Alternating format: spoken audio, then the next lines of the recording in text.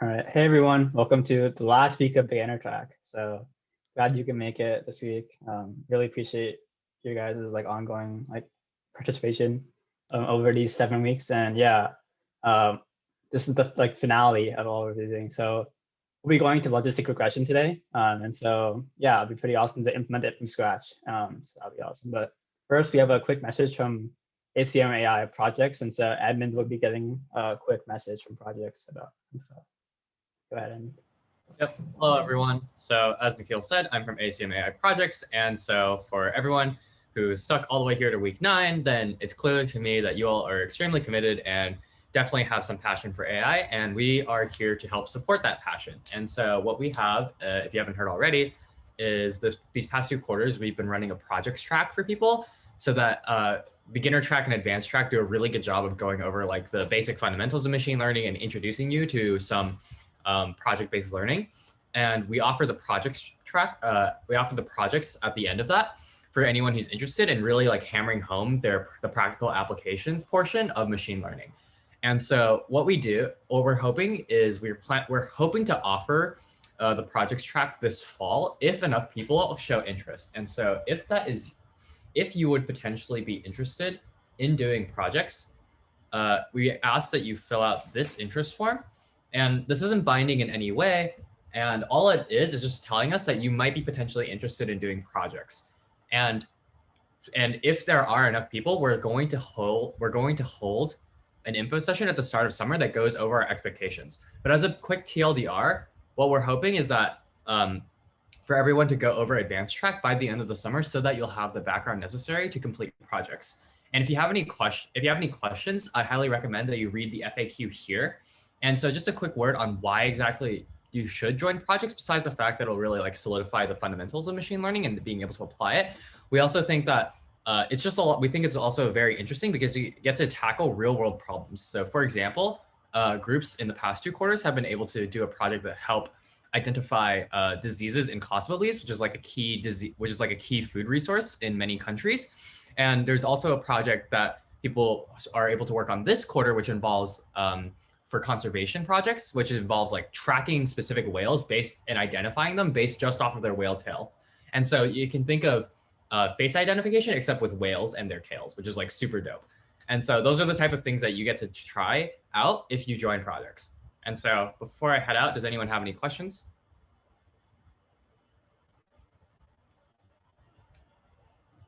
Okay, sick.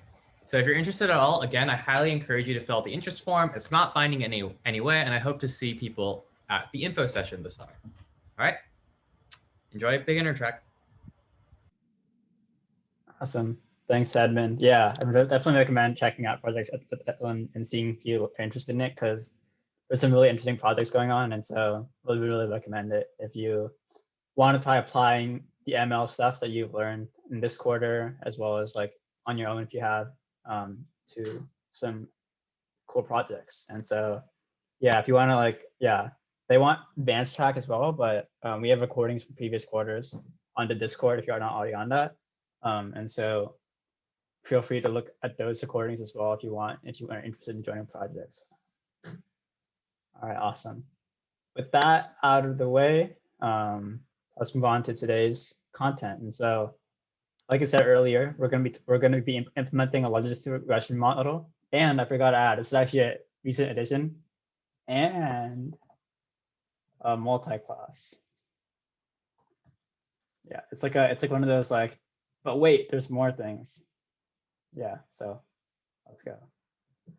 But wait, there's also multi-class models. And so we're going to be doing both of those today. And so that's going to be pretty awesome. Hopefully you guys remember we talked about those 2 things, but if you don't, we'll go over them briefly when we get there. Again, the attendance code, if you guys are doing that, actually it's week 7, I forgot, okay. So attendance code is week 7, is Brazil, not week 7. And so if you follow along, I don't think everyone's done this before, but membership ACM, okay. I should have done this like week 1, but I didn't. So if you go to membership.uclaacm.com/login, you can log into the our membership portal. And so it's not much right now, but it is pretty nice in that you can see who's attending meetings and stuff. So basically, you'll see our meetings and all ACM meetings on this, and then you can click on it and then like check in for them as well. And so you get points based on going to different events from any ACM committee. And so you go to the event, you get points, and at the end of the year, there's a raffle. And so you might get lucky if you go to a lot of events. And so since you guys are already here, I recommend doing this at least, and so that'd be awesome. But I don't know if you guys remember from week 1, I actually talked about there being a really cool pattern between all the attendance codes this quarter. So I'll paste all the attendance codes in the chat. And before we move on, I know this is not machine learning related, but I think it's still really hype, and it's like it should be pretty quick, hopefully. But do you guys have any guesses on what the pattern might be between all of these things? Wait, let me get the. I thought I'd get there faster. Okay, we're here. All right, here are the codes from the past 7 weeks, and any guesses on what the pattern between all these are, like relationized between these? It's more than just being countries, by the way. And it's related. Our week 4 hint was that it's related to sports in some way. So if that helps, that helps. Yeah. Any guesses on that? Which sport? We'll see what guesses you guys come up with first, and then I might give you guys more hints. It's not soccer though, but I guess if you guess sports, I can tell you which sport it is. But like, it's not soccer though. It's not best. It's not like a ranking of best soccer teams, for example. Not that. I don't think Canadian soccer is good. Sorry for all the Canadian fans in the audience.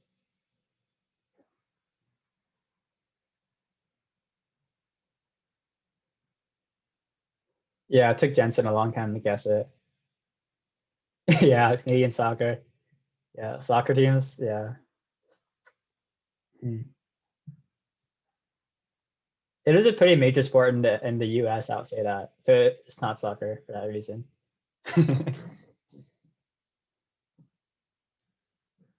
Hockey? No, unfortunately not. I don't think Brazil is that good at hockey. Actually, I don't know. Crochet. Okay. I don't know how to pronounce it, but no, it's not in this. It's actually I would say it's a pretty major sport. Yeah, it is basketball, Maxwell. But the question is, what's the pattern? I think now you know it's basketball. The pattern should be a little bit more obvious, but what is the pattern? It is basketball.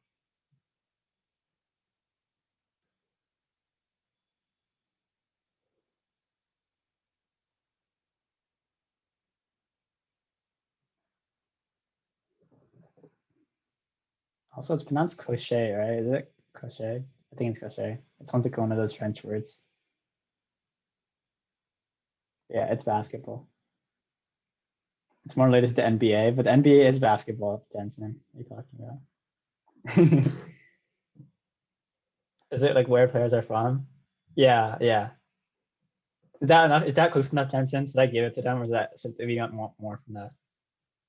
Yeah, I think I just give it to them. Okay. So yeah, you're right. It's a ranking of countries with the most basketball NBA players, basically. And so, yeah, I found out there's a lot of Canadian basketball players. Well, USA is like given. It's the number 1. Yeah. I guess foreign basketball players. Yeah. Outside the US. Yeah. US be number 1 for sure. Yeah. But yeah, I was surprised that so many people were from France too. But it makes some sense, I guess. So yeah. Yeah, nice guesses. You guys got to that way faster than Jensen did, and the rest of ACM AI too. So awesome job. I knew you guys do it. All right. Let's get back to the code though. If you guys have any, where'd the chat? There we go. Chat. Rudy Gobert. It's not Robert. It's Gobert. Nah, you got it. Yeah. Cool. That's true. Rudy Gobert is pretty good. Okay. Autocorrect. That's what they all say. Maybe you just didn't know the spelling, Jensen. Okay, let's get into it. All right. Yeah. Also, feedback form, like always. Please fill it out, because this is the last week, so last week of feedback. So we'll take it into account for next quarter or fall quarter. Yeah. All right. Oh, you guys don't have a link, do you? I'll send the link to chat. All right, this is a link to the skeleton. So we'll be doing this together. So if you want to save your changes, oh, wait, can you guys edit this? Wait, let me know if you guys can edit this. I don't know if I have permissions around this yet. Yeah, anyone in the net can view. Cool. Okay, so let you save a copy. I'll assume that Julian, you're good too then. All right. Let me know if you're not, if it doesn't work, I guess is a better way of saying it. So yeah, it works. Make a copy. I'd recommend it if you want to save your changes, because otherwise you need to go into like playground mode. It's like you don't save your changes, so it's not as fun. So yeah, let me make a copy in the drive.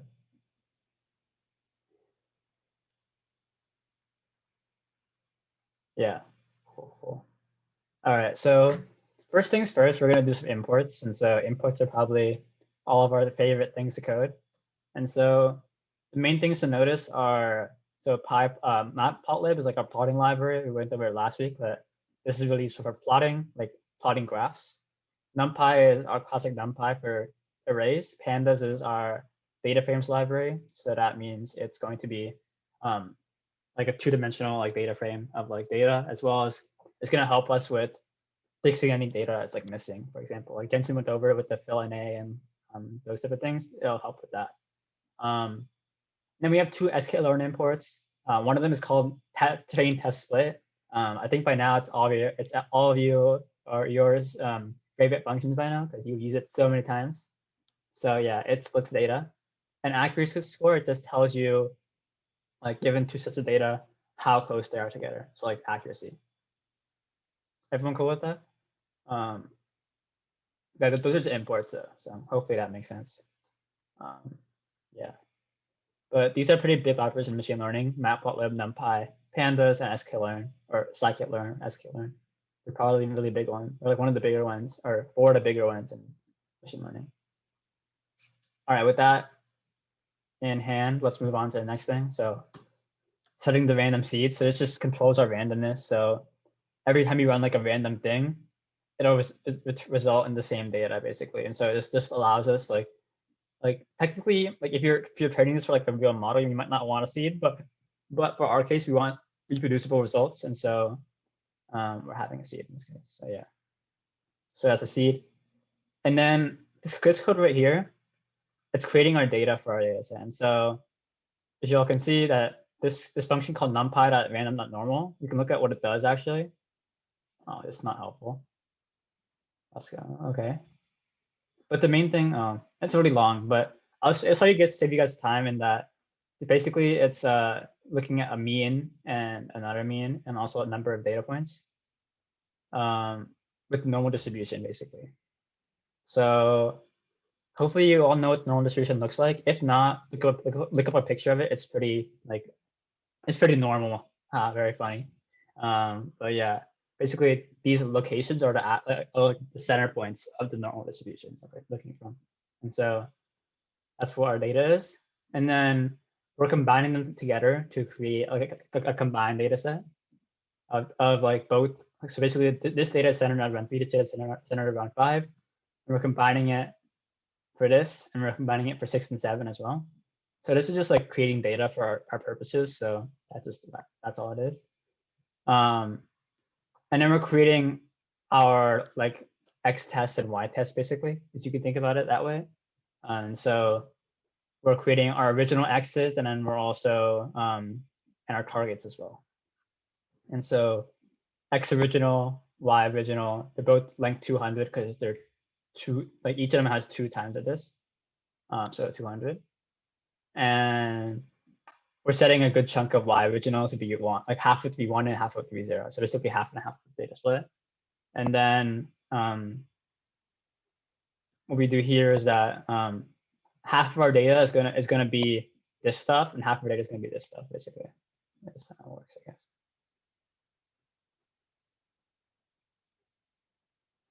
Everyone cool with that so far? I guess thumbs up if you're all cool with that. I don't want to keep moving too fast. Thumbs up. Thumbs up. Awesome. Cool. Great. Yeah. So with that, we're gonna choose some data. This is choice, right? Yeah. we're basically randomizing our data order. And then, so basically there's 200 numbers in a row, and then we're changing the order of it. And this basically shuffles our data, I guess is a good way to say it. And so now we have our scatter plots. And so if you plot this stuff, we should get this or something like this. Depending on like randomness is obviously random for different people. But yeah. The main thing is that because you have the seed set, every time you run this, it should be like basically the same. Cool. And now, so if you want to examine how the data looks like now, we can print out the shapes of both of them. And we'll see that, like we expected here, X is a 200 by 2 array. And so basically what that means is that every data point has 2 features, and there's 200 data points that we have. And again, Y is our targets. So basically we have 200 targets, basically we know. So now here comes the first part for you all, is using our favorite function, train test split, to split our data. And so I'm sure you all know like what, okay, so there's to be 4 outputs and 1 and some inputs too. So main thing is train test split. I'll give everyone a minute or 2 to figure out how train test split works again, if you don't remember, but the important parts you remember are what arrays to input, as well as how big the test size should be.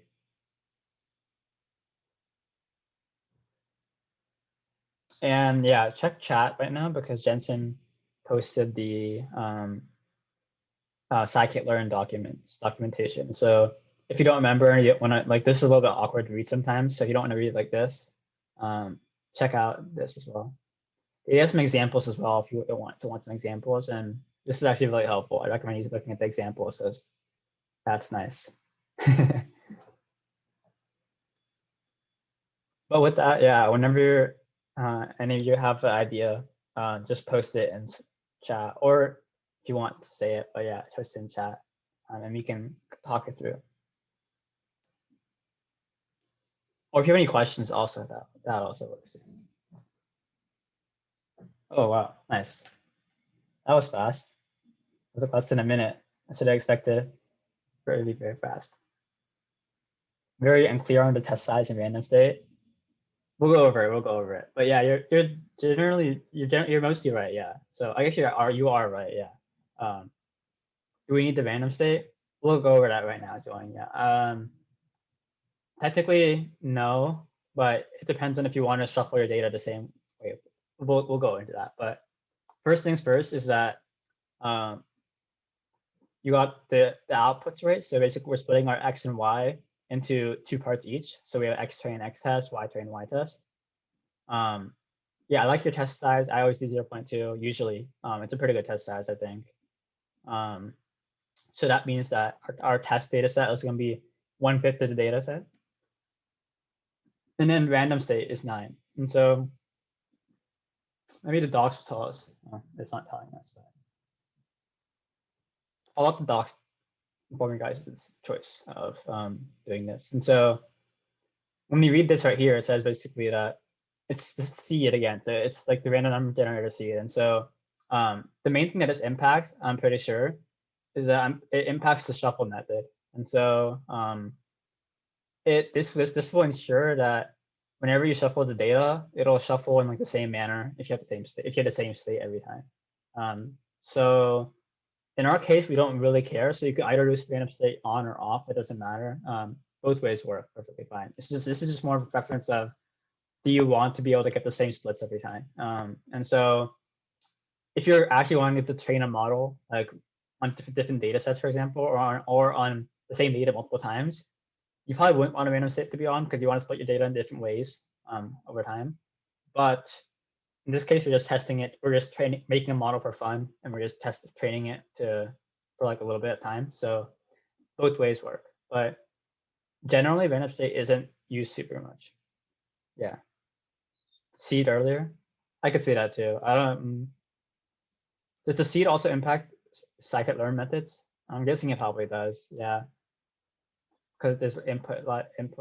So yeah, it could be unnecessary because yeah, what Jensen said, Yeah, I think Jensen's right in that we set the seed up top, and so I think the seeds should work through all of these. So yeah, scikit-learn is built on NumPy, so that will help. So yeah, it's like I would say it's optional, but I would say like yeah, probably better not to include it. Yeah.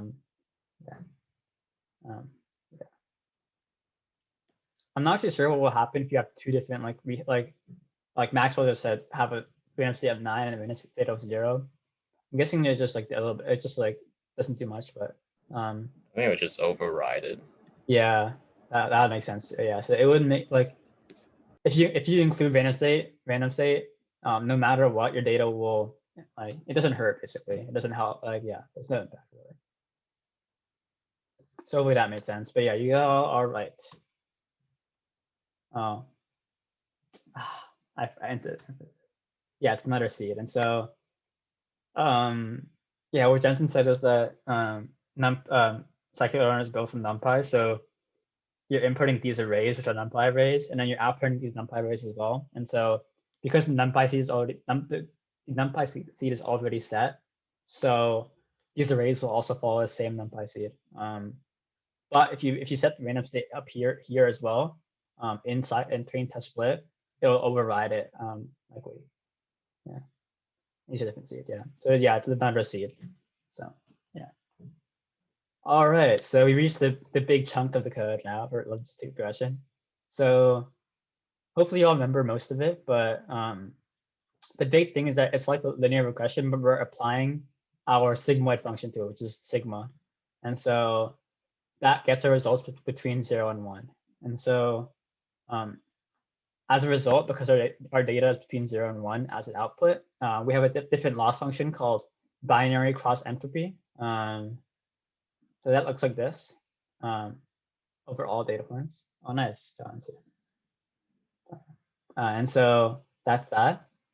Again, we have, because our loss function is different, we also have a different gradient, different gradients as well. And so this math right here from R in the gradients, R in the partial derivatives comes directly from taking the partials of this function with respect to different variables. And so we get this up here.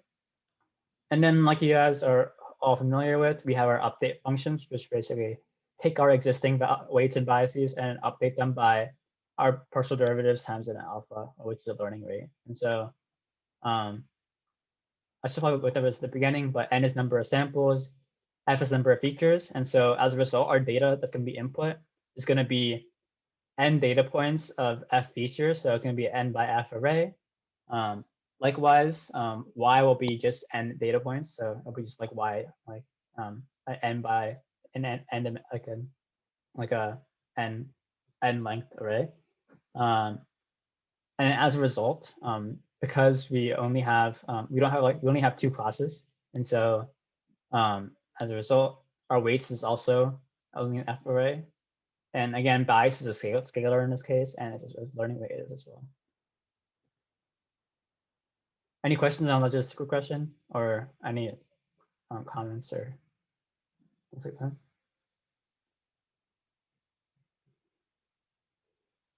All right. Yeah, cool. We'll move on then. So on to our class. So the format of this week is pretty similar to last week in that we're going to be implementing a class for this function. And so hopefully you remember how classes work from last week, but we'll go over it again. But main thing is that this is one big class.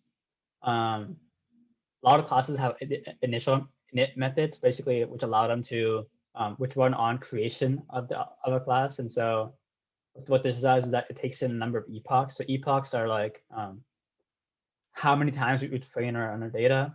We have our learning rate, LR, and we also have this variable called verbose. And verbose basically, we'll see later, what verbose does is basically it adds some more print statements and like plotting to our data, to our output. With that out of the way, let's go on to init params. So init params is used a little bit later, but the main thing it does here is that it creates the weights, the bias, and the loss, and a losses variable that we can use to plot loss later. And so the weights are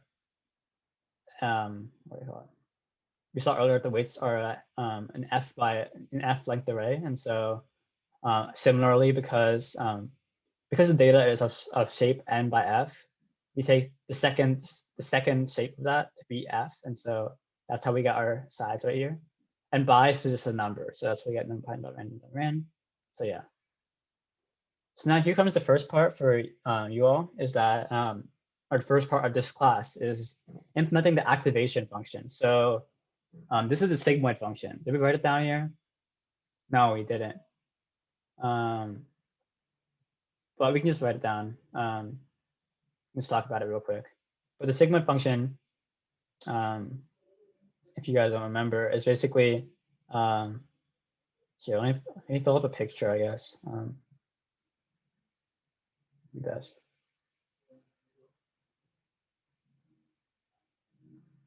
Oh no, I'm in the wrong tab. Whoops. Sigmoid function picture. It's pretty simple though. But yeah.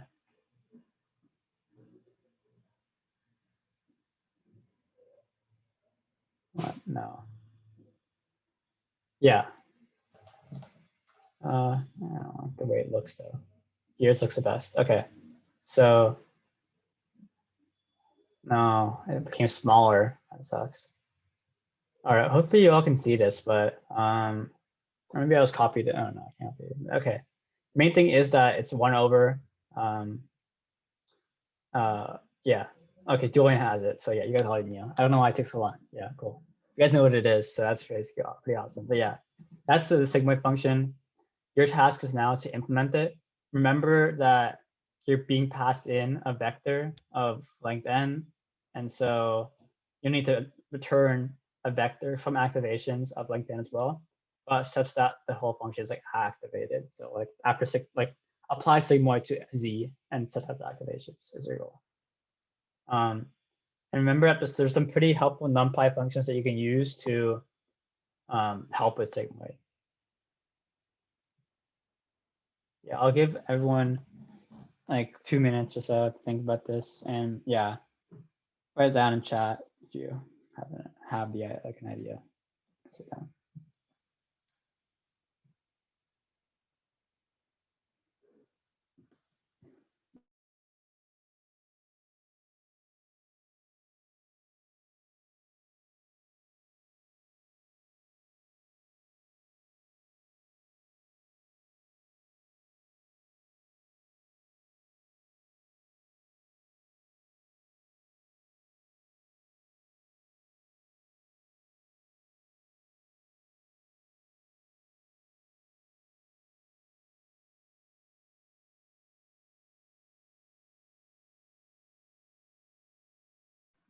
Oh, nice. Got it, Julian? You mind posting it in the chat, like your solution, or like at least like, yeah.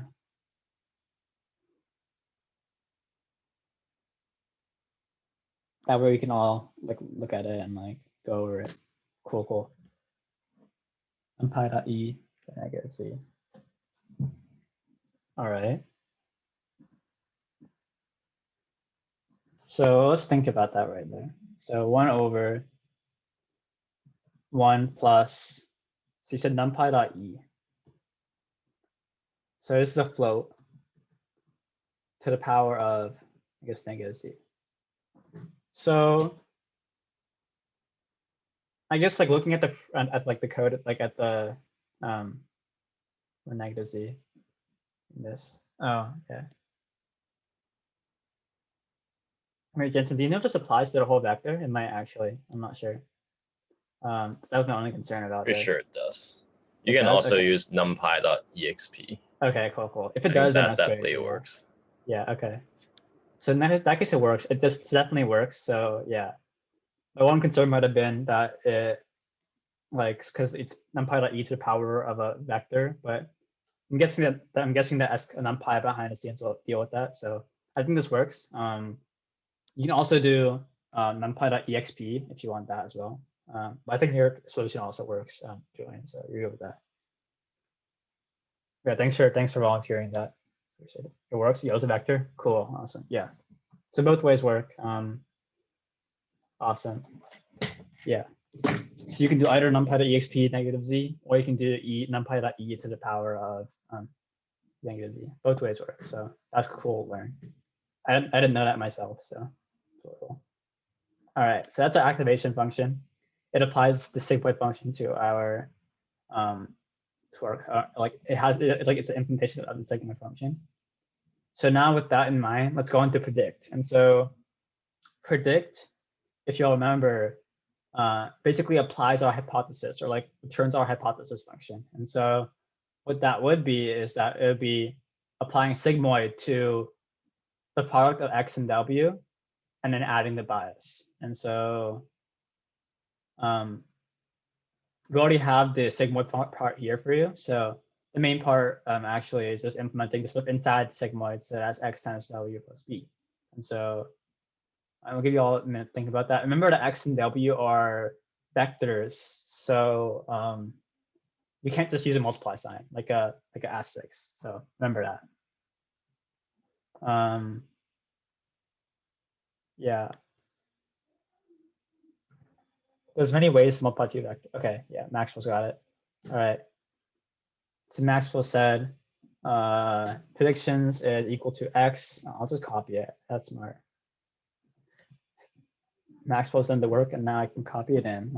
What? What? I'm confused. I was gonna say Maxwell did it, and then I could just copy and paste it. Okay, cool. I don't know why I just messed up. I was like what I was doing earlier is that I didn't copy the predictions part, so it was just weirdly doing stuff, I guess. But, anyways, we have this, and I'm inclined to agree with this. So you have x, and so remember that the and or like the and sign basically applies matrix multiplication, and so yeah, and then times self-dot weights. So we have x times weights plus bias, and yeah, Julian said self-dot activate, and yeah, we have that down here. So we have all bases covered in that case. Yeah, good to remember though. Yeah, not to forget the activation function, because the activation function is actually really important to make sure that we can do logistic regression. Yeah, at equivalent to numpy.matrix multiply. Yeah. So yeah, we have that too. Nice. We're going by this very quickly. So now we have, I would say that maybe maybe the hardest part of this all. We'll see. I don't know how hard it will be for you all, but at least it was for me thinking about it, is implementing binary cross entropy or BCE. So this is just a function that implemented loss function. So we take in two n length arrays, and what we're going to do is we're going to apply this function to them.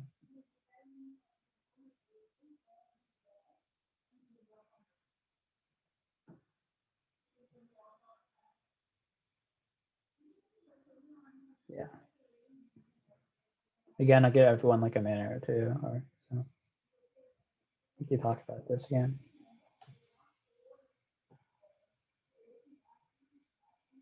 Oops.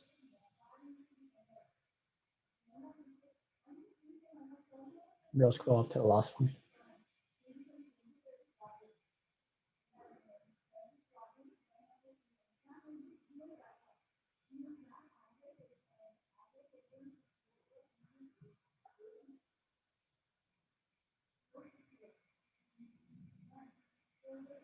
Oh yeah. Yeah, some hints from Jensen. I guess I might have cut it off too quick, but yeah, some hints are numpy.average is really useful. Numpy.log is really useful, and numpy.absolute value. While you might not see it in the function, is actually pretty important for making sure that your data trains properly. Because you might want to think about what would happen if your inputs to the log function are negative. Like what would happen in that case? So yeah, think about that, I guess, and why you want to use that.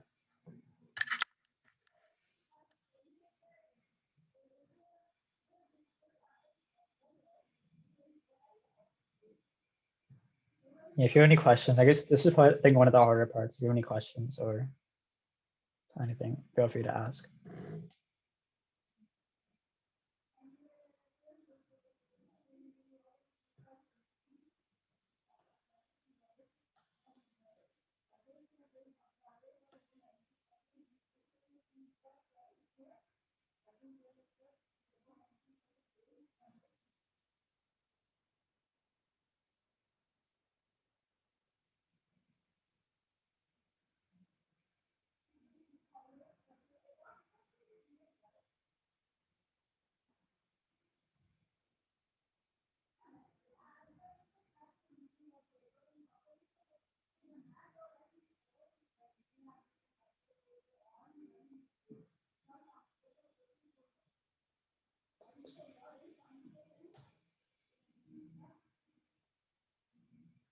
All right, I'm gonna jump in and say, you don't have to be finished yet, but what's everyone thinking so far of like, I guess general ideas or thoughts?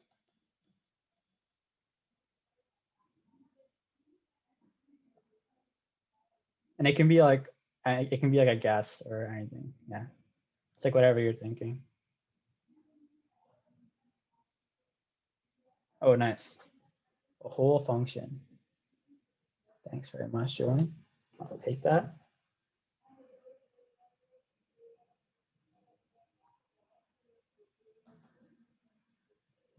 And now I'll paste it in. Or I won't. I don't know why this does that to me. Why is Zoom mean to me? Zoom, please. Oh, let's go Zoom. Okay, so let's talk about this real quick. And so the general parts are there, but there's one thing that I'm noticing that you might want to reconsider in this is that what is numpy.log gonna be like, or what is, I guess, oh wait, sometimes Zoom glitches when you're screen sharing. A scalar, yeah, that's what I was thinking. I guess the main thing is that we're not like, it technically is a vector, but we're not doing matrix multiplication in this case. We're doing like element by element multiplication, like I guess multiplication. We're not doing like row by column multiplication, I guess is the way of thinking about it. Is that a good way to say it, Jensen? I don't know. I think you can use the matrix multiplication, but you can't use numpy.average outside. You have to do something else. Because that just computes the dot products, which is the same as like adding. So you have to like divide by n or something. I see. I guess technically, yeah, most of this will work because you're right that technically y and these are all vectors. So you could like this should work like operation wise, but the average might be thrown off by like the length and stuff. I guess that makes sense. Would it though? I actually need to think about that though.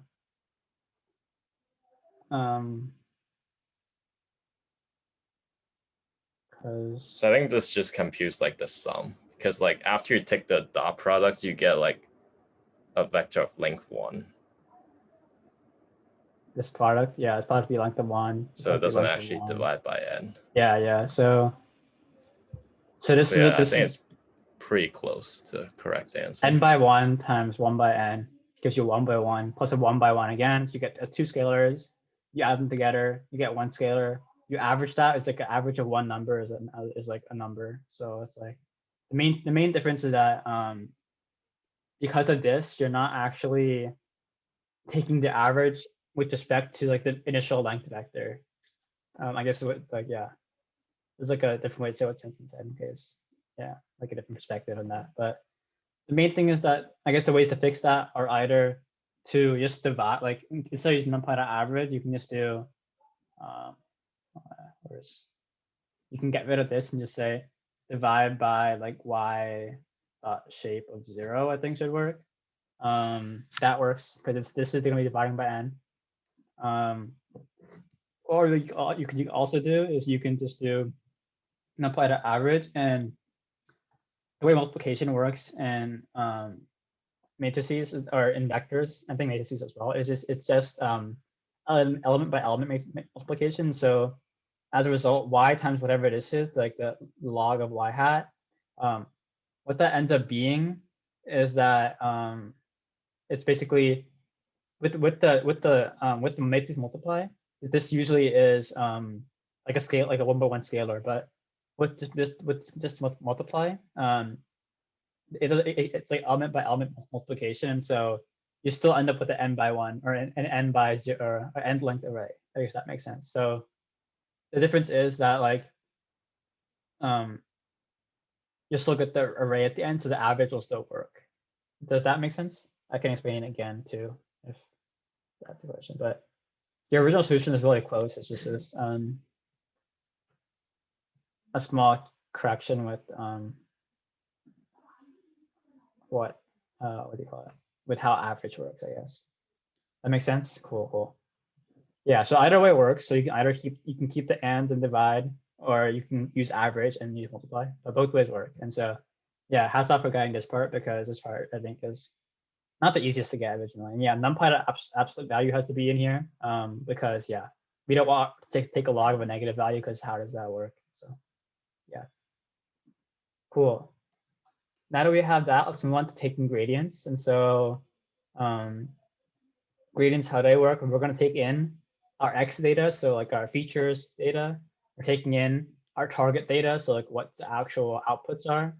And then we're going to take in our prediction data. So we're going to make a prediction up here and then pass it into gradients. And then what we're going to do basically is calculate the partial derivative for the weights as well as the bias. And so we have a formula up here, which are these two. And so important things to remember are that, yeah, we have y hat. So you guys remember y hat, and y we're giving this to the function. Or this is given to the function. X is given to the function. Remember that if you type in NumPy, if you type in like x.t, that's the transpose. And so if you want to do that, that works. You go to the NumPy.transpose of x, but I don't know why you'd ever want to type in like 10 more letters than you need to. So I stick with x.t. And so the main thing is that, yeah, implementing these two functions, I guess, is the main thing, so that we can take our gradients to update our weights later on. So I think this part a little bit easier than the last part. So I'll give everyone like a minute or a minute and a half to think about this. We're also giving you n, so n is the same as y, or y of 0. So we recommend using n as well. Yeah.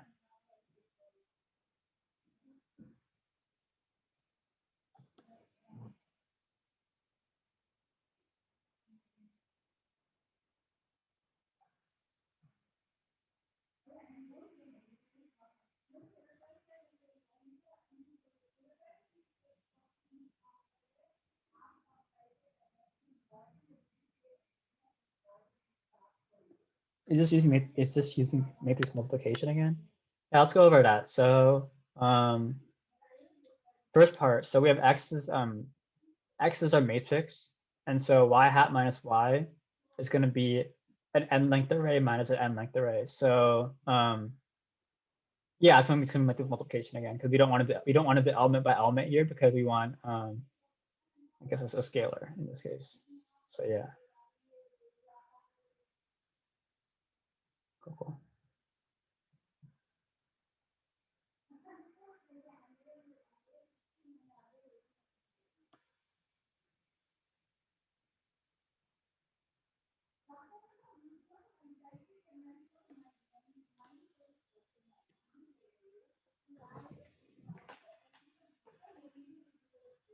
Yeah, like normally you just have the answer or have an idea to put in chat.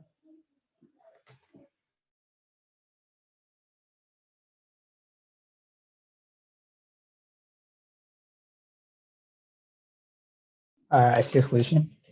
Let's look at it. All right, what are the odds that Zoom copy works for the first time? Let's see what the odds are. I'm saying like over under 0.5 or 0.7 chance it works at first try. Okay. Let's go. Okay, cool. And let's paste in DB as well. Let's talk about it.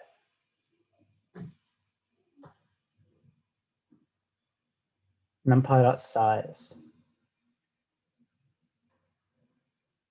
Axis. Yeah, so we're one for 2.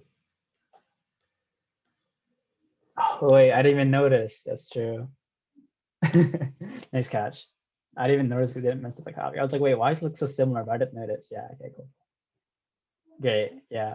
So let's go over this. So let's go over DW first. DW, yeah. So we have 2 times x transpose t divided by numpy.size of x of t of x. So if you look at the size documentation, number of things given among on a particular axis.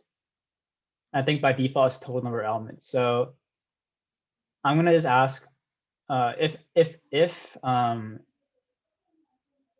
x is an n by f array, what do you think?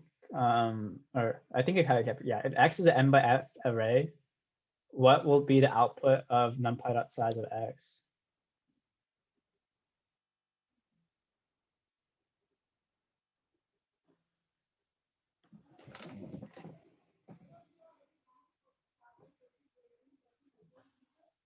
N times f, yeah, exactly. So remember that from our formula for above, we don't actually want the f in this case to be here.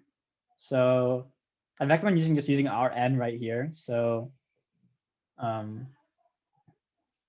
yeah, I just do 2 over n. What? Oh, Apple preferences. No. 2 over n times this. So I'm gonna delete this part. So this would work. I think we just need that. If you wanted to make it not return f in this case, you can do comma. Like you just use an axis parameter. So if you look at some of the examples, you see that here they give us an example of a 2 by 3 array. And so if you look at axis 0 is 2. And so if we did the same thing here and we did axis 0 of this, this would work, I think. But I'm just going to go ahead with the simpler solution, which is to use at the end we have above. So I'm going to have that. And then the rest of it, oh yeah, sorry, yeah. We computed this n for you, but if you wanted to, you could use numpy.size, but just remember to include the axis. But I definitely say in general, a good tip is that size can be kind of, I guess like, I was gonna say size can be kind of deceiving, but that's like a common pun or like common, like, what do you call it? Like thing you say. So I wasn't gonna say that, but I said it, but yeah. I definitely try to use shape more often with numpy arrays. If you take our or advanced track next quarter, yeah, we'll get into it. But yeah, also another thing is to put parentheses around this, and so I'm guessing it's because. Wait, do you want to expand on why you need parentheses there? Actually, it's not a big deal. I just realized. It just looks a little nicer. Okay, cool. I was gonna say it looks like the order shouldn't matter too much, but yeah, I think it looks nicer too. So yeah, just to keep the operations in order. But yeah, I think it would have worked otherwise too. But I definitely agree that having the parentheses there makes it look like cleaner. So I'd have that too. But yeah, where my chat? My chat disappeared again. Zoom, why did this thing? Okay, cool. Zoom is back. Or chat is back.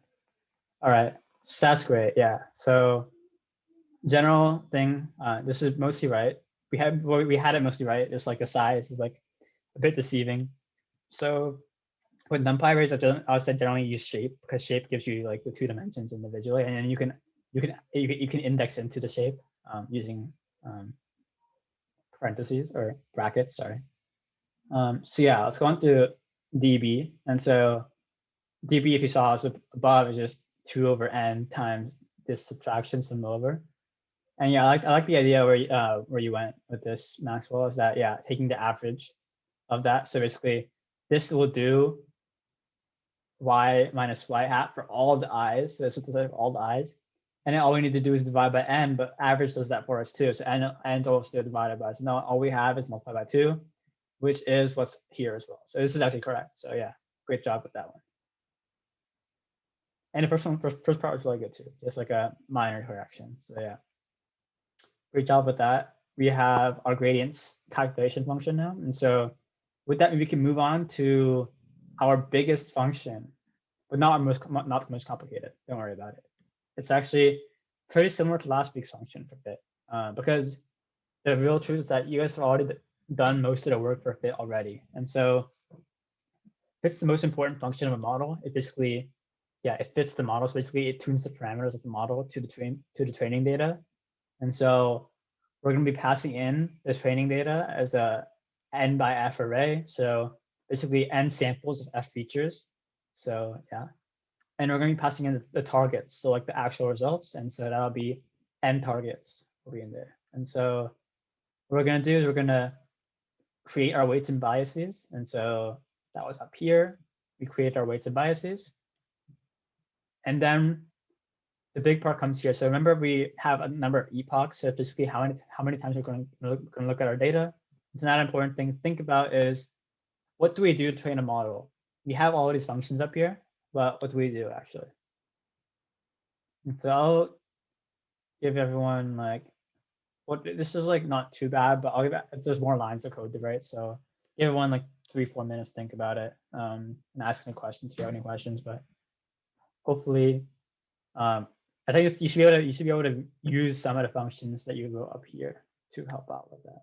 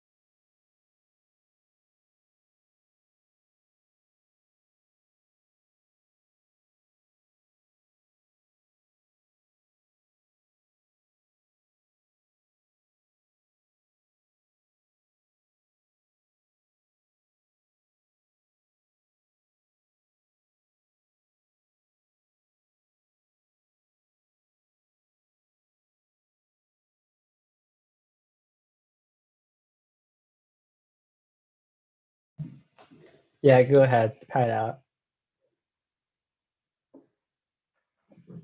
Nice, nice, nice, and nice. Yeah, I think that looks good. We'll go over it right now. I think that looks good. Also, what are the, like, honestly, like the fact that it sent really nicely is actually pretty impressive for Zoom. But the chances that I'll copy it correctly are also pretty like low. So we'll see. Let's go double pop off in a row. We got the copy and paste working too. So let's go over what Maxwell wrote in chat real quick. But thanks guys. Yeah, I appreciate it. And it's a really big accomplishment for me to copy and paste with Zoom correctly. But not everyone's as talented as I am, unfortunately, but it'll come to everyone eventually. Don't worry about it. All right, yeah, enough about that. Let's talk about the code itself. So we have our predictions. And so we're making our predictions on our X data sets that's passed into us. So that's correct, yeah. So we want to figure out, given our current model's bad parameters, we want to see how it does in the data. Then we're going to figure out how bad our data is. So we're taking the loss function of it. So like how erroneous are we compared to the actual data? So we pass in y and predictions. So remember from above that loss takes in targets and then y hat. And so yeah, like we have up here, in this case, y is our true values, that's passed in first, and predictions is y hat because it's our predictions. So they're like synonyms, so same thing. And so that gives us our loss function. And now with our loss, we can calculate our gradients. So that tells us our partial derivatives for weights and bias, and that given our data points as well as our predictions. And then with that all in place, we can actually adjust our weights and biases with that adjustment function. And so like update function, adjustment sounds weird. Yeah, update function. And so we take our self.alpha, which is our learning rate. We have it as alpha. Yeah, we have it as alpha. Dang. Okay, yeah. Like we're taking the LR, we take it alpha. That's maybe next time we'll change that, but yeah, that's all good. Yeah, taking an alpha, and now we multiply it by dw and subtract that off, and same for bias. That's awesome. So yeah, that's our update function. And then we're gonna add our losses to or like add our loss for this iteration into an array. We'll get into what this does later, but yeah, that was great. Yeah, so this is the general cycle of how logistic regression runs, but also this is like a general cycle of how like the majority of machine learning libraries run in general, and so, or like models run in general. So this is pretty important. So yeah, it's making predictions, figuring out how bad they were, figuring out how we can change to make them better, and then updating our weights and biases, and then try it again and try it again, and then keep updating over and over again for a certain number of epochs, and then we're gonna get better and better over time. And if we had more data, we can actually segment it so that each epoch doesn't go over the whole data set, but only part of it or something like that. And so we can like do it that way as well. But this cycle in general is really important for machine learning in general. So this is pretty great. We have it right here. So now moving on to the rest of the code, we have, remember we had above our verbose input to our function. So that's the quick thing that Jensen added in. I think it's really awesome we added it in. Basically helping us plot some of the losses over time. So with this, we can basically see that we're going to be plotting on the x-axis, we're going to be plotting like the epoch number. And on the y, we're going to be plotting the loss. And so what this basically it's going to do is that we're going to be plotting our loss function as we train verbose. It's a common thing in programming, but it just gives you more details in the program. I think I'm guessing verbose as a word, I think it means like more like words or something like that. I'm not just assert the actual meaning of verbose is, but that's the general thing you use in programming of verbose. Let's actually, okay. Good question. I actually remember more verbose. Using or expressing more words than are needed. So yeah, this is pretty great. That's what you call this, because basically, usually how you'll see verbose is that basically what it'll do is it'll basically give you, it'll print out more messages than normal in a lot of things. So yeah, I think Linux in general, but also in a lot of models as well. If you have a -v or a -verbose method or thing in your code, what that might do is that it will basically provide you more information than you need. That can help you either debug your code or learn more about the program itself. So it's pretty useful in models in general, because oftentimes models can seem like black boxes, but if you know a bit more about the ins and outs of what's happening inside, that can help you debug. And so verbose is usually used in that context, but in this context, we're just using it to plot stuff. So we're gonna be showing a plot. So I guess that's the main thing. We're usually for a model, you don't have to see a plot to be optimal, I guess. But looking at the plot is extra information. So it's expressing using more pictures. Yeah, think of it as a boolean. Yeah, cool. But with that, actually, we have our whole class. So give it up for yourselves. We did it. Let's go. We have our function, our class. So with that, we can actually start training it. Or fitting it. So right here, we're creating a logistic regression. We're setting verbose to true, and then we're fitting it to our training data. So our X train, which is our inputs, and our Y train, which is our outputs. And so if you look right here, actually, one thing that I forgot to talk about in the fit function is actually what it returns, but it returns self. And so anyone know what self does? I guess I'll ask one of you guys to talk about it if you don't know. But if you don't know, I can explain it as well. But I just want to see if you already know what self is. It's similar to this in C++, so if that helps.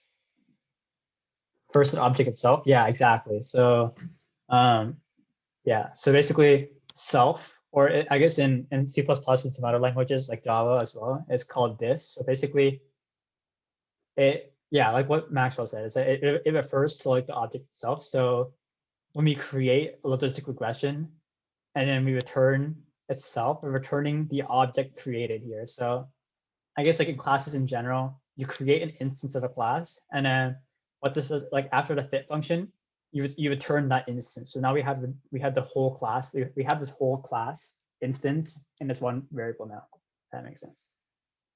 So yeah, that's the great part of having fit return self, is that we can just do this instead. Because normally, if we didn't have fit return self, we have to first create a logistic regression, and then like call log reg, and then call fit on it afterwards. This just makes it a little bit faster, I guess, for this case. Yeah, so that's pretty cool. So we can run that too. Whoa, it's a quick gap. I'm guessing there's probably an operation problem. Huh. But yeah, we can like in general, you can see that the general trend is that we start up really high in our loss function, we go down. Mine looks the same. Yeah, I'm guessing it might be because of this divide by 0 or multiplier. I wonder if the loading rate's a little bit high or something. I can turn it down a bit. Even if it's bad, or even if it's not perfect, you can see the general. Yeah, okay, that looks a little bit better. I want to see if I can go 0.1 or something in that. Cool. Yeah, cool. So I guess this is another example of learning rate being weird. And so if you remember back to our first mentioning of learning rate, or like you bounce back side to side, having a high learning rate can also have the problem of like going like overflowing and things like that. And so if you look back to, I guess, like the error from here, we have a divide by 0 encountered in log, and we have an invalid value in multiply. And so my guess as to what happened here is that, where's our log function here? So we have our activation. So this also starts with the activation function, is that, actually it also starts with the predict function. So if you have a really high learning rate, or a really high learning rate, and so if our first prediction weights are like even a bit off, like a bit lower than expected, right? That means our loss is going to be pointing to make the weights bigger, right? But if our learning rate is really big, we're going to increase our weights by a lot, right? We're going to make our weights a lot bigger as a response. And so as a result of next iteration, our output of predictions is going to be really big. And so when we activate that function, look at what we're doing to numpy.exp, right? So numpy.exp is being run on these predictions. And so what happens there is that it's possible that numpy.exp, so exp is like e to the power of whatever, right? So given like numpy is like it's a computer, right? So like if you take like e to like the 5,000 power, for example, you're gonna end up with like things like infinity or nan, because it's just too big for the computer to handle. And so when that happens, it's possible for your outputs of this function to get messed up. And so when you like pass an infinity to this function, and you get like 1 over infinity is like 0 or nan or something like that, and then you pass it into log loss, and then you get like what's the log of not a number? You don't know anymore, right? And so some problems just occur as a result of having a high learning rate. And so sometimes this is just like unavoidable. Sometimes it's like just like fixes itself like going down a bit. But remember again that lowering your learning rate also makes your code a bit slower usually, but like slower to like get to the optimal point. But having it too high can lead to like other problems, like not learning at all, or even getting messed up in like code itself, if that makes sense. But yeah, in this case, if you lower the learning rate a good amount, you get this, which looks like a clean graph, which is great. And we get our weights and biases, which is great. I'm gonna, because we lowered the learning rate a lot, I'm gonna increase our number of epochs. So which variable is that? Epochs, yeah, cool. So I'm gonna say num epochs equals 7,000. Oh, I guess I don't know if we covered this before, but in Python you can pass in arguments 2 ways. You can either say like just pass in the arguments like number by number, or like argument by argument, or you can pass in by keywords. So you can say number of epochs equals 7,000, learning rate equals 0.01, and verbose equals 0. Or equals true. And so you can do either way. And you can combine the two forms as long as you have all of the non-keyword arguments before the keyword arguments. So like I can't do like I can't do this, for example, because it won't work. Because like in this case, learning rate is after a keyword argument. So quick niche thing in Python. That's nice to know. But yeah, just said that real quick.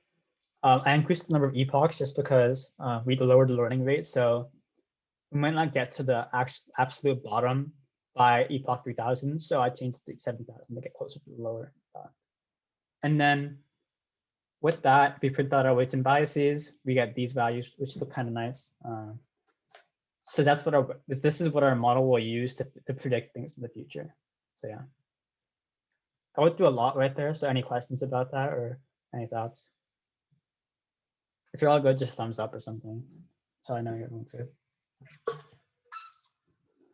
If you still have questions, feel free to ask questions.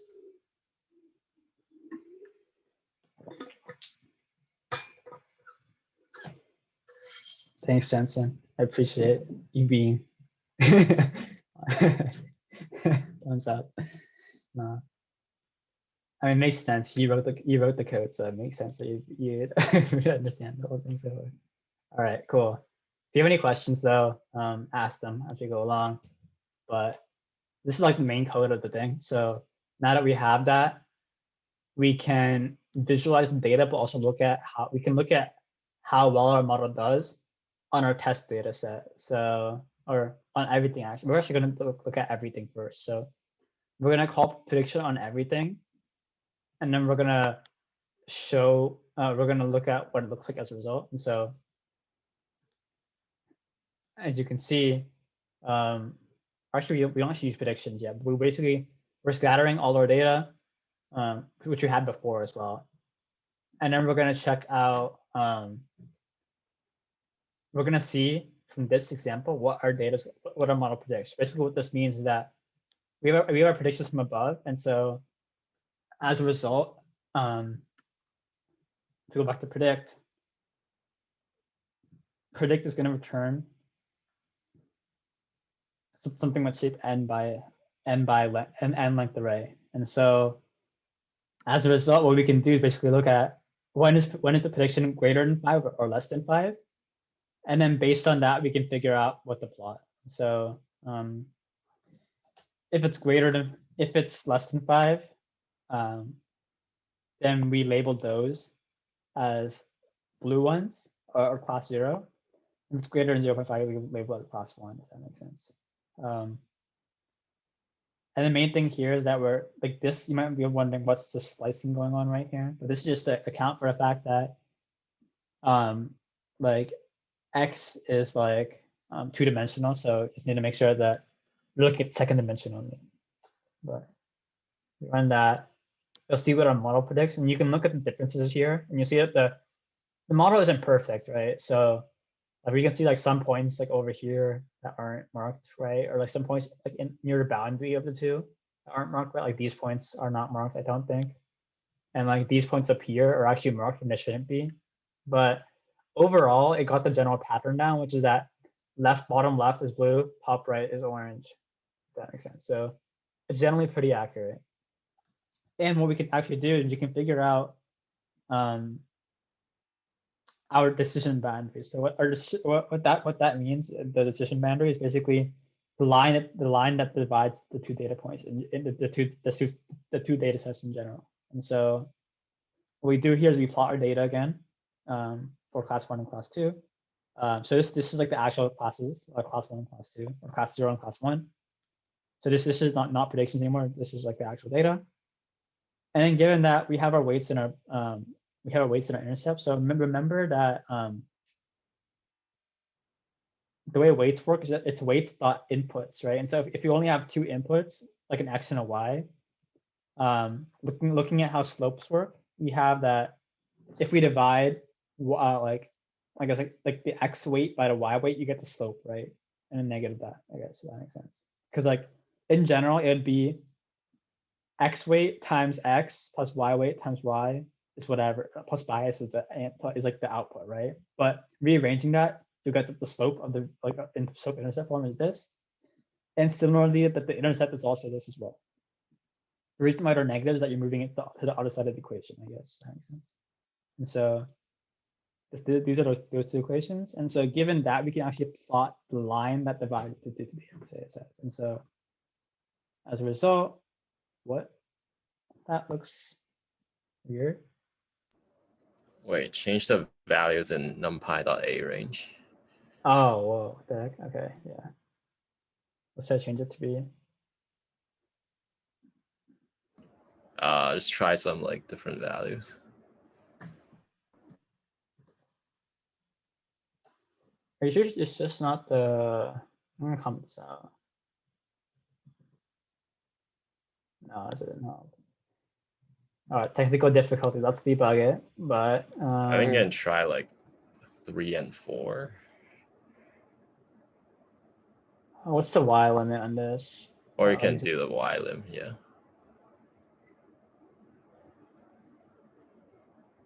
Okay, yeah, it looks a little bit better.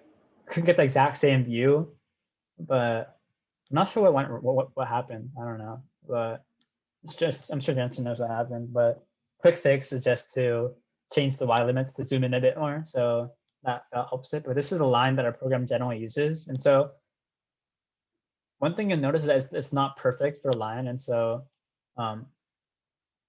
that happens to be like, I guess, like the bias as well. But like it's also a weird direction, but that's beside the point. But it's not like perfect divider, but it's like generally accurate. Although there are some yellow points on one side and blue points on the other side. I would have expected it to be more like this way, but this could be a result of the fact that I changed the learning rate to be a bit lower as well. So I want to try that out as well. So go back to 0.5.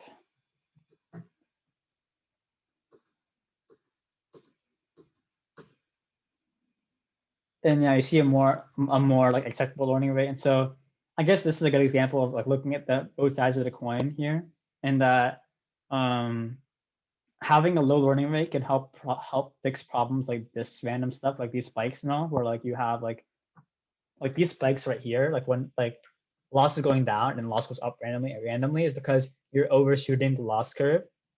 So by having a high learning rate, you have that problem. But by having a low learning rate, you have the problem of not getting the perfect line of fit. And so we saw earlier is that like this line of fit, this line of fit over here looks a lot better than the line of fit we had earlier. Yeah, even that works better, huh? Oh, is it because the number of epochs is it? No, it shouldn't be. I don't know. But the main thing here is that you notice that this decision boundary is similar to what I was talking about, what I expected to see. And I think it makes more sense too, is that you definitely see more of a correlation between X and Y now, because like we talked about earlier, bottom left is blue, top right is orange in general. And so this line agrees with that more.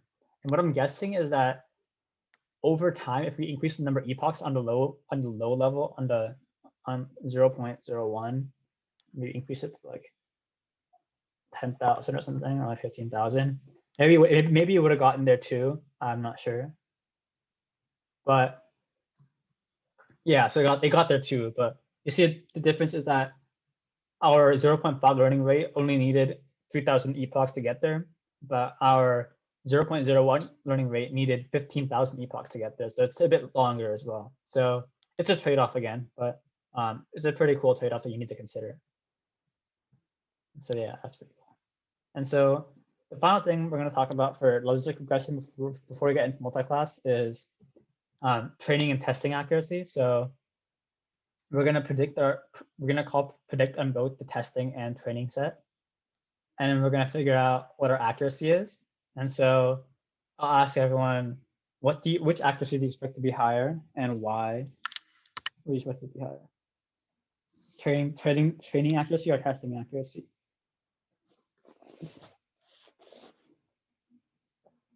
Training, because that's where it lines from. Yeah, agree.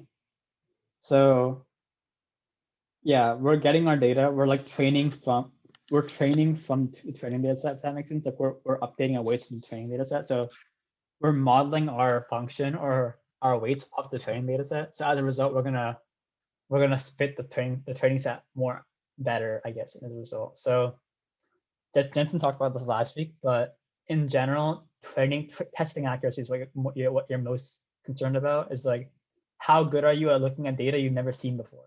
So that's really important for your model. And so we'll look at it right now. And actually, this case is a little bit different, actually. Kind of funnily enough, like Maxwell, you have the right idea, and it is correct, actually. But there are some cases where it doesn't work out perfectly because it's like random seeds and stuff. But I assure you, if you looked over a bunch of random seeds on average, you'd have more times your test accuracy is lower than training accuracy. It just happens that in this case it wasn't the case, but the idea was correct. And that testing accuracy is more important because it's testing on data you haven't seen before. So actually, that's pretty good to see, because now it means your data is actually your model's really good at looking at data it hasn't seen before. So that's awesome, and so that's great. I guess we have some time. So I guess one thing I'll talk about real quick is that it's actually a common problem where people look at their training accuracy and they see like imagine like you have like a training accuracy of like 0.99 and you're like, oh my god, my model is so good. I love my model. It's like the next state-of-the-art model. And then you test on some testing data, and like you get an accuracy of like 0.3, and then you're like, what the heck happened to my model? And so this is actually a problem called overfitting. And so it's really common in a lot of models for like basically any type of like classification or even like general supervised learning task. And so what that means is that your model has trained so much or like gotten so good at predicting the X-train or like your training data that it's gone beyond like general patterns in data in general. And basically it's keyed in on the patterns of your training data set only, and like isn't good on like the general data set anymore. And so a good example of this is like if you've ever drawn a line of best fit, like a polynomial of best fit on data points, and you ever like, let's say you have like 7 data points, right? And so you get like a line to 7 data points, it's gonna have some error probably, right? And so what if you made it a 7th degree polynomial? Then it's guaranteed that you're gonna have you're gonna have a 100% fit rate, because 7th degree polynomial can fit through 7 points no matter what. And so that's great and all, but that 7th degree polynomial is fit only to your 7 points. And so if you added some other points, it's gonna be worse off than like a linear model even, because of how you're overfitting to that one example. So that's a really important thing to notice. And yeah, don't think too much about training accuracy. Like it's good to notice, but test accuracy is where it's at. It's like where all the cool kids are. Way better, have a better test accuracy. So yeah, great. If there are no questions, we shall move on to the, and wait, there's more, multi-class classification section. So yeah, cool. So with that in mind, we're gonna load wine.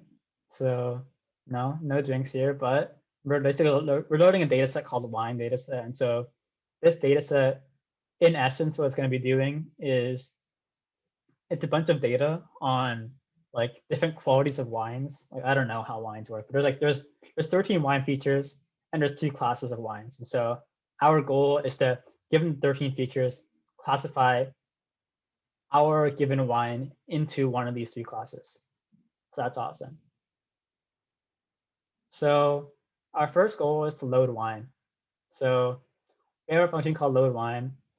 I recommend using it because I don't know how you're gonna get the data if you don't use load wine. But yeah, I'll give everyone like a minute to do this, because hopefully the documentation this is pretty clear. Just type in load wine and you should be able to see some docs on it. Let me think about it. Beta equals load wine. Yeah, that works. One thing I will say, here, I'll copy it. One thing I will say is that I would recommend, I get out there. So I recommend actually using the keyword variable here, which is return xy, to be true. because in that case, instead of getting general data, you can actually immediately separate your data into X and Y data. Because if you don't pass that in, if you read the documentation, it's going to return a bunch object. And so I think we talked about bunch objects before, but basically that means that you're going to have to call like data.target and data.data in the future to get the data.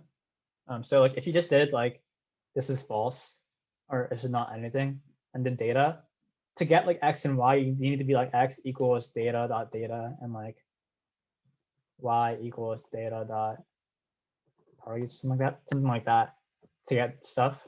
So since we don't really care about the bunch object in this case, I'd recommend doing return XY. Yeah. So yeah, Julian had that, and it's like a small thing, but I recommend it in general. Both ways are like there's no like incorrect way to do it, I guess, but I recommend for this case to do this so that we get our X and Y directly.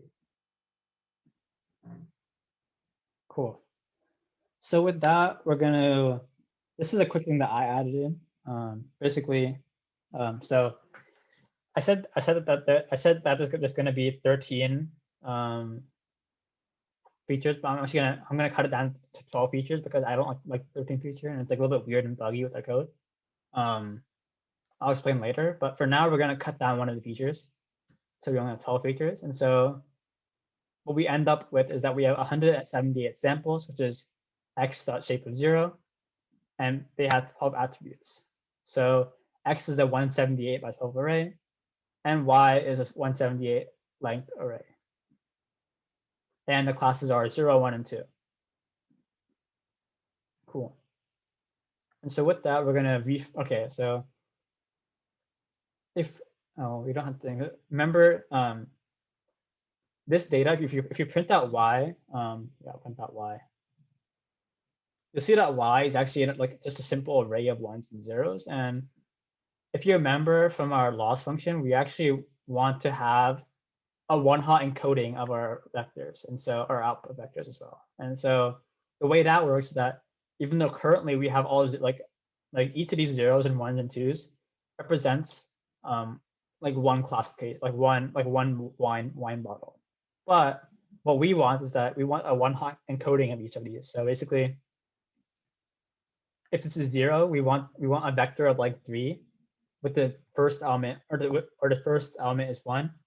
This case, or case 1, we want a vector of length 3, and then we want the second element to be 1. And same for this with the third element to be 1. And so one-hot encoding basically means that we're going to have a vector of length, like number of classes. So we're going to have a vector of length 3. Yeah, exactly what Maxwell said. So if you're in class 0, you are 1, 0, 0. If you are in class 1, you are 0, 1, 0. If you're class 2, you are 0, 0, 1. So yeah, exactly. And so that vector form is key for our later function that we're going to implement in here.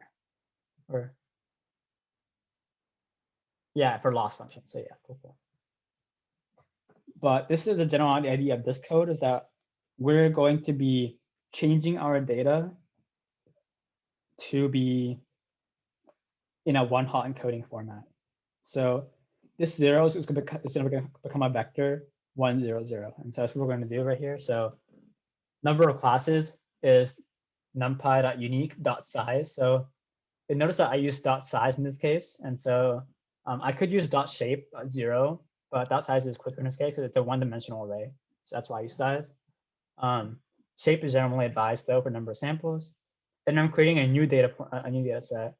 And then this is how I set one-hot encoding. So basically, I iterate over the existing y's, and then I set that index's element, or I set that element to be like, I guess the best way to explain it is that like, let's say we're looking at the like 10th data point that we have. So 1, 2, 3, 4. It's gonna be a 0. So like, what we're gonna do is that in our new data set is a 178 by 3 data set. And so what we're going to do is we're going to go to the 10th vector in our matrix, and we're going to set the each column of that, or each element of that vector to be 1. And so that's how we get our one hot encoding. So if E is 0 in this case, we're going to set the vector of 0 to be 1. Cool. So now that we have X, we have Y and U. Our new task again is to treat our trading data. And so I'll give you guys 30 seconds because you guys have a hang of this by now. So it's like, oh wow, that was fast. Yeah, I was gonna say this is like a speed run, but I think I gave you guys too much too much time. Okay. Oh, great. Oh man. Okay. Sorry about that. But we have Zoom failing me again. As our end result. Yeah, I agree with what Maxwell said. Oh, Y and U, I guess, is the main difference. I didn't click run this code. Yeah, we're gonna want to on Y and U, I guess, is the main difference here. Because Y and U is our one hot encodings. Sorry, I didn't include that, but yeah, small difference is that Y and U is our one hot encoding. So yeah. And also, yeah, I got a second try on the Zoom post copy paste, but it didn't work. But yeah. All right, so back to our actual code again. So it's pretty similar to logistic regression. Main differences are our weights is now an F by C vector, and so our matrix, so that's different. And our bias is now a C by 1 array. Actually, no, I think it's just a C array. I might change that. Where did I write that? Yeah, I think it's just a C.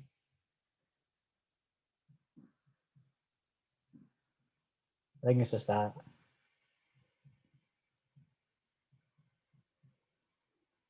Let me make sure.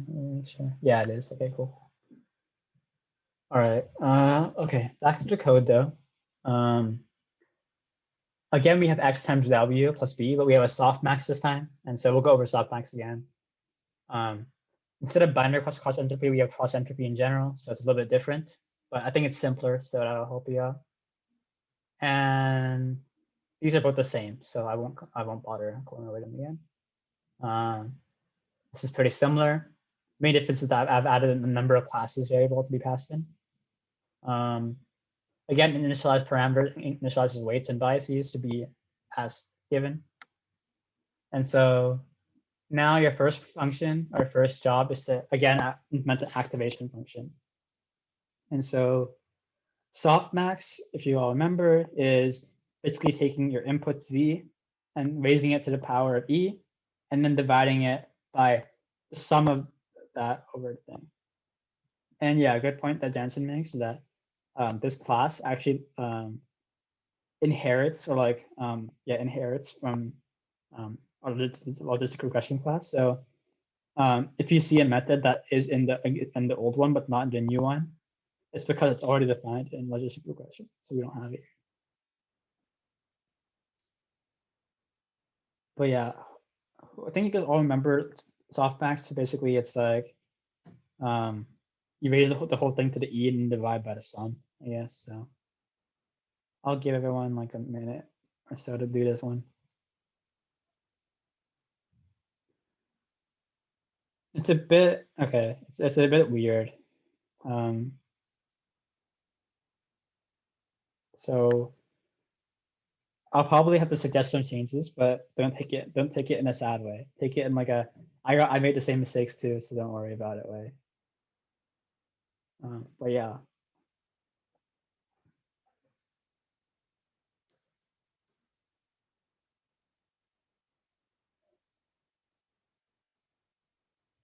Okay, so go on Maxwell said. So Maxwell says, please work, please copy and paste correctly. Swap numpy to E and Z. I think it should work either way, but we'll see. So yeah, it's this. So I'll just swap it for you to make you happy. But one thing I would say is that I don't know if I wasn't clear or not, but this sum is not only over Z, it's actually over the sum of all E's. So yeah. was just a small change right there. So yeah, that's what Julian wrote. I'll copy that into.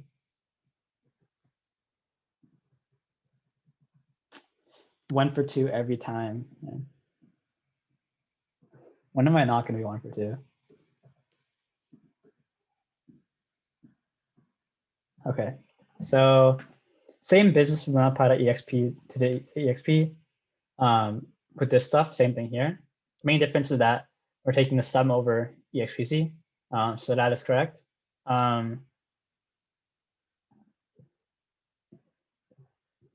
One thing I will say is that there are a few kinks that like I have to add in right here because of how, in general, NumPy works with two-dimensional arrays. So the first thing is actually it's a small thing. So the first thing is summing over the proper axis of the array, and so I have to add a 1 here.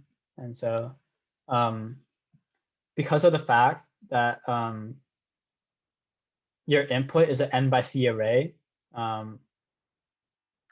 taking numpy.sum doesn't actually sum numpy.sum if you don't pass an axis. We'll take the sum of the whole matrix, and so we don't want that. We want the sum of each individual line of the vector, or each individual row of the column, and so or row of the matrix, and so we want axis equals 1. So that's the first change, as well as a small change just for the way NumPy works in general is this called numpy.newAxis. And so the reason why this is necessary, I don't want to make this too convoluted, but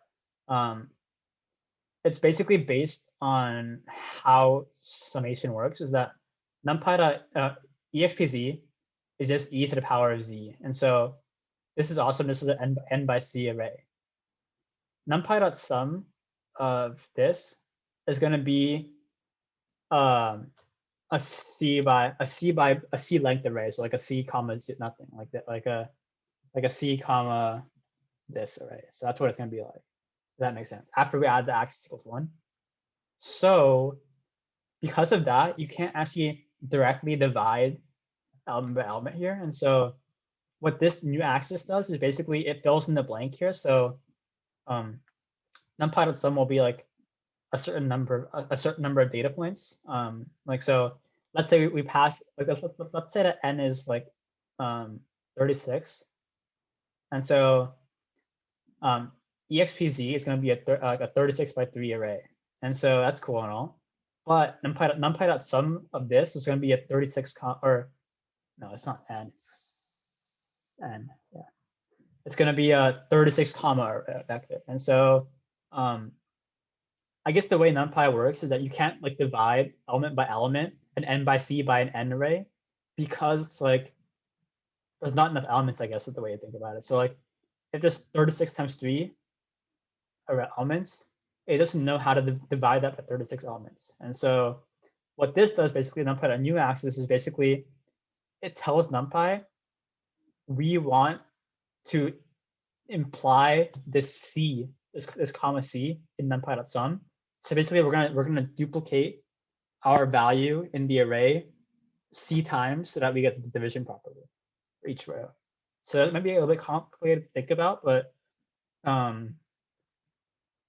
if you don't want to, if it's a bit too complicated, just think about it as a way to ensure that this multiplication works out properly, so that we don't have like a size mismatch in division, because division is element wise, and so if you don't have a proper match, in size, it's gonna go awry, and so that's why we have it here. That's definitely pretty complicated. So if you didn't get that, feel free to ask questions, because when I wrote this code, it's a bit complicated. I got confused by this too, and until like I added these things. So yeah. I'm glad that you a couple of you guys have it on your belt, so that's great. But yeah, I definitely if you're interested in how this exactly works, I definitely recommend looking into array broadcasting in general, because that's like the general way of how this works. But we don't have that much time, so I don't want to take too much on that. So with that out of the way, let's move on to loss. And so Loss function, cross entropy. This big stuff. Let's do it. All right, I'll give you guys a minute or so to do it. Oh, let's go back here.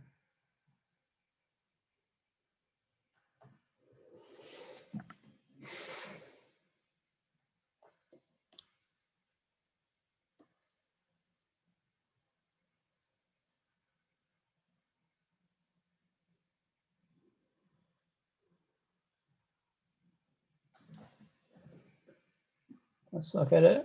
Okay. Copy paste. What are the odds of copy paste working? What the heck? I have no idea how I copied that. That was from like 2 hours ago. Okay, cool.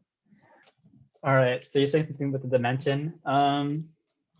So I'll say here that this dimension stuff is like the last one we need to worry about it, because this should be fine from now on. Because you notice that both of the inputs to this are both n length arrays, so that's why it should be fine. But let's look at the code itself. We are taking the sum of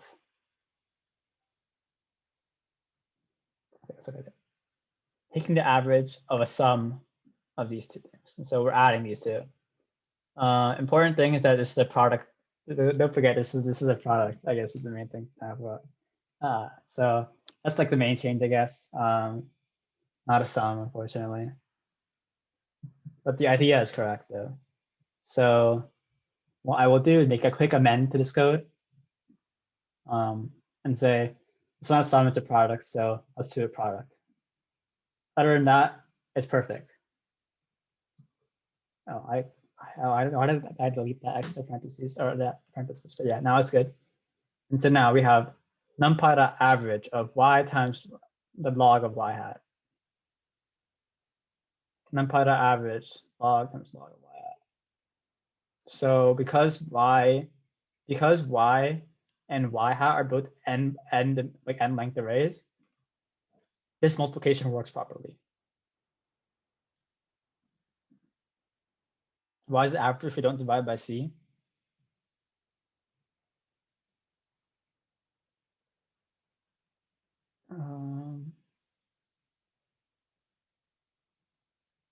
Because I guess the main thing is that this average is dividing by n. I guess I'm pretty sure. Unless I'm wrong, you can correct me if I'm wrong. But I think the default axis is 0, so I think we're good. Also, y and y hat are only one-dimensional, right? So no, actually, they're not. They're I'm pretty sure they're one-hot encoded. They're one-hot encodings. I forgot to change this. You guys are right. Yeah. True. Okay. I think numpy.average works if you specify axis equals 0. Yeah. Okay, you're definitely right then, Julian. Yeah. I'm gonna go ahead and play it safe and say numpy.sum and then divide by y.shape of 0. Because this is the safe way to do it. I forgot to update this. I'm kind of not smart, but it's okay. It's all good. It's all good. Yeah. I forgot to update this, but yeah, this is kind of misleading.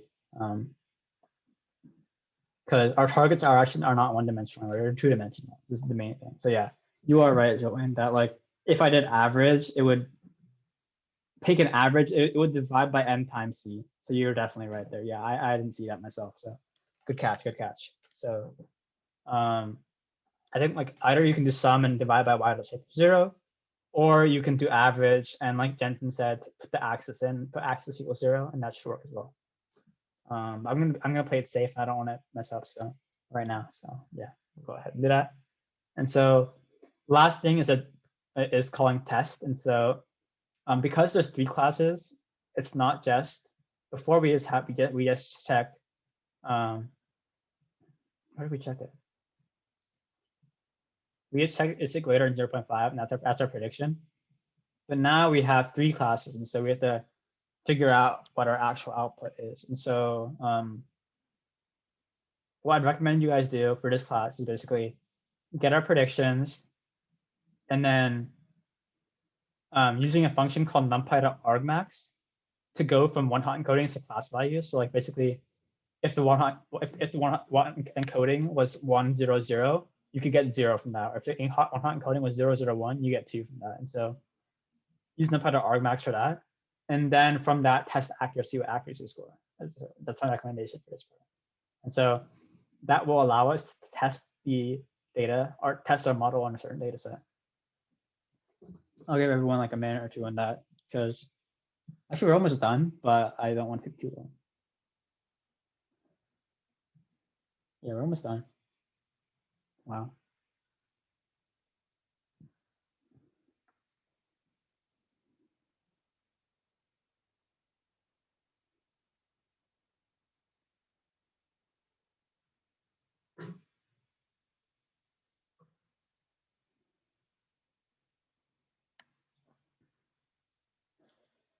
Yeah, let me modify this up here too.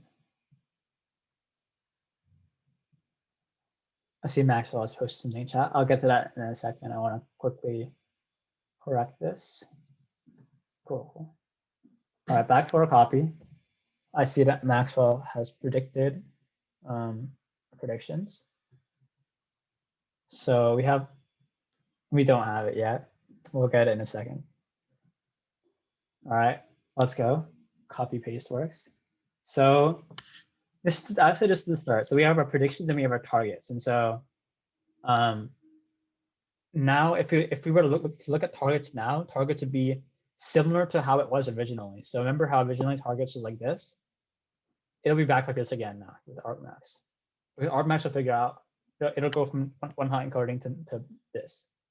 But in order to compare it to predictions, our predictions are also one hot encoding. So what do we need to do to our predictions? Or they're not our predictions aren't one hot encodings. They're a vector of like length c as well. So yeah, that's the main thing.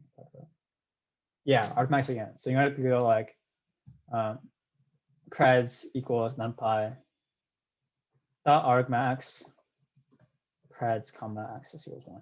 So yeah, that's the main change right there. So this is because our predictions are also what do you call it, vectors as well. So they're also they're class length by 1 vectors, I'm pretty sure. Or yeah. So as a result, or they're n by class length vectors. So we need to figure out what the actual class values are, what the predictions are. So what this does is that it's taking the maximum argument. And so in a one hot encoding for our targets, the maximum value will be the actual class because it's a one hot encoding is 100 or 001 or 1010. And so as a result, this will be the actual target value. And in our predictions is also it's not a one hot encoding because it's gonna be a bunch of decimals that add to 1. But if we take the maximum value, we're gonna get our predicted what class we think it is our maximum value. And so that's that. And so with these two in place, we can take our accuracy score on our predictions and targets and figure out how bad it is or how good or bad our model is. So awesome, we have that. And so with that and with how you initialize classifier, I will give everyone 30 seconds, like a Jeopardy speed run time, to fit our data to this with these parameters, is what I recommend. But, yeah.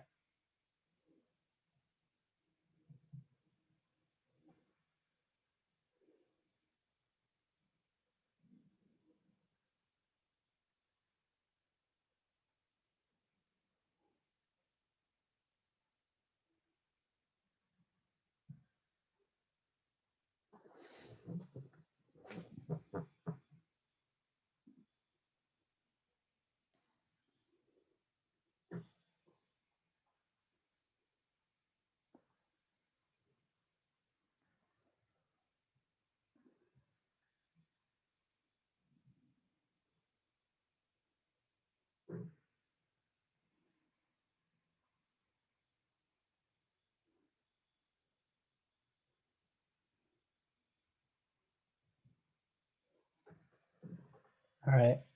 Any ideas on how to fit our data set?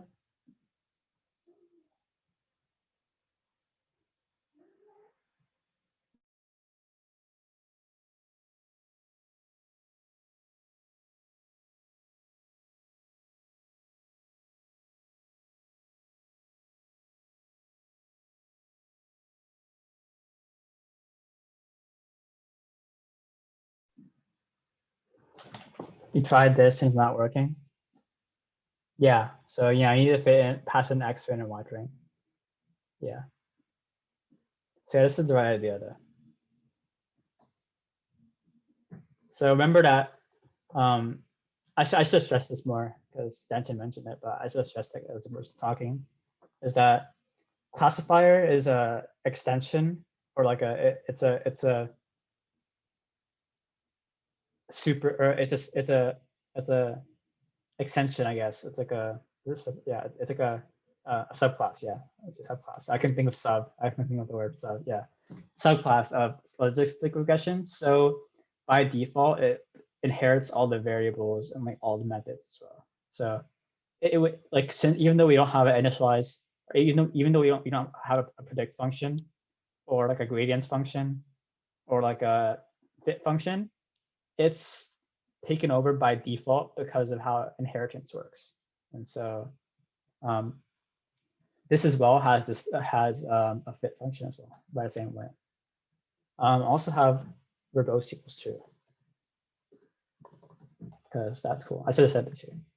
Verbose equals true. Cool.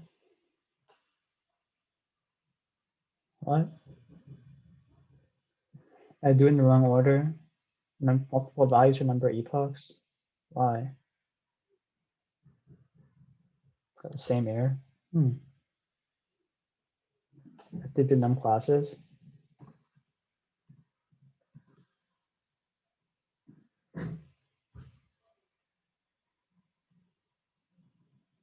You don't see a classes argument? It's for the initialize, right? It's not here. It's not from here. Okay. It should be there. That's weird. It doesn't see that. So it should be this. This should work, huh? 7,000. Okay, he's got rid of all the values. Got multiple values for verbose. Did I run this? Oh, logistic regression. Classifier. Cool. yeah. I just forgot. I didn't see that we referred in the wrong class. It was going to confuse itself. Sorry, I didn't catch that myself. But yeah, this is a classifier as its name. So we need to create a classifier in all logistic regression. And so yeah, there's a big slump over here too, but oh well. If you're gonna a bit higher, I can see it. That's a that's worse. Yeah, let's not do that. Maybe let's go for like 15K variations. Oh, that's worse too. Anyway, let's just go back to 10K iterations. Yeah, I'll just live with this for now, but it's okay. It looks a little bit weird, but I'm sure we could tune the learning rate and number of epochs, but we don't have too much time, so let's just go through it. But hopefully everyone has this part. Main key takeaways are that make sure you use the right class. And so that's the main thing. And so now with that in hand, let's test our accuracy. 2 lines. I'll give everyone like a minute to figure that out.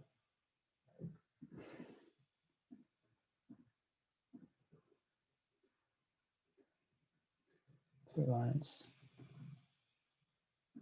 What else did I say? Verbose equals true.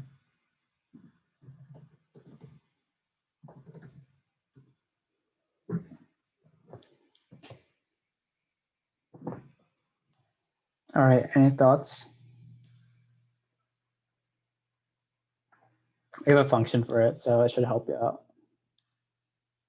I guess that's the hint. We have a function for testing accuracy.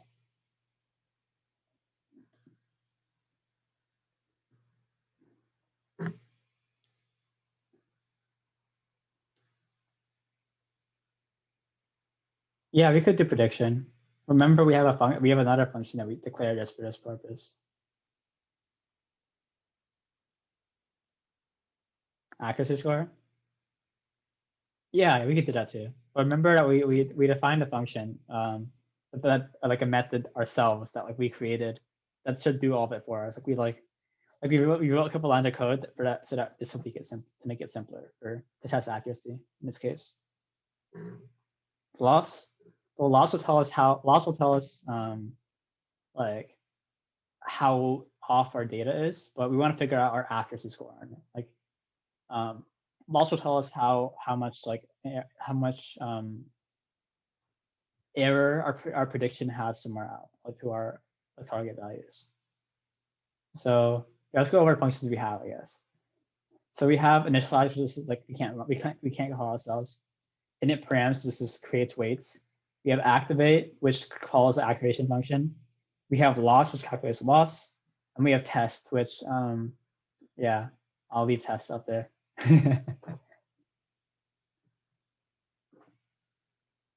Hopefully that helps.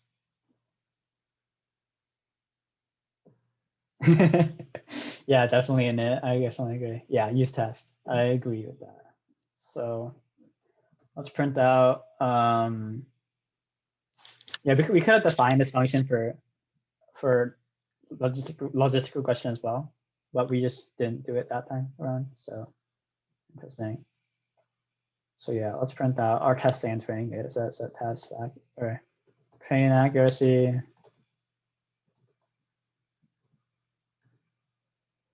Format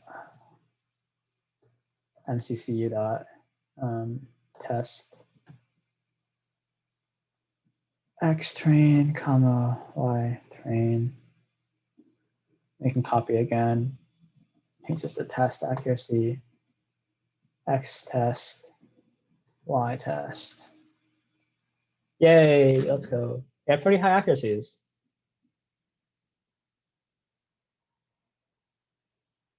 So yeah. And again, test is higher, kind of funny, but I guess that means our model is good, the same MC.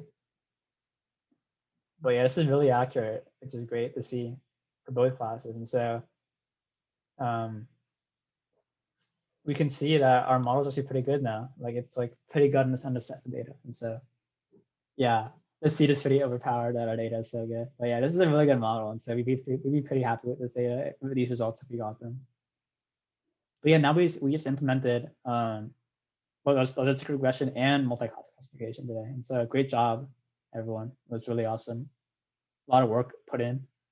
So with that, yeah, I wanted to say thanks for attending beginner track for 7 weeks. Is a lot. So that's a long time. It's like a lot of weeks and there's like a lot of things going on. So thanks for that. We really appreciate all of you guys coming in and stuff like that.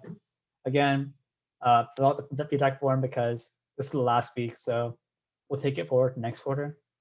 And really appreciate you guys. And if you're interested, come out to next quarter or fall quarter. We're going to be offering like probably beginner, advanced, and maybe like a third track if you can. So look out for that. And if you're interested in projects, look into projects as well. The 2 things are over here. And if you're interested in becoming like a workshops officer and teaching stuff, we are likely going to have openings in the fall. So just pay attention to the ACM stuff then if you're interested, because I think everyone who's gotten this far is really like committed to learning about AI and teaching AI even. So if you're interested in teaching AI and being like either interested in AI and teaching these workshops, just keep an eye out for fall, and that'll be great. But with that, yeah, thanks everyone for coming, and maybe we'll see you in fall. But thanks everyone for coming. Yeah.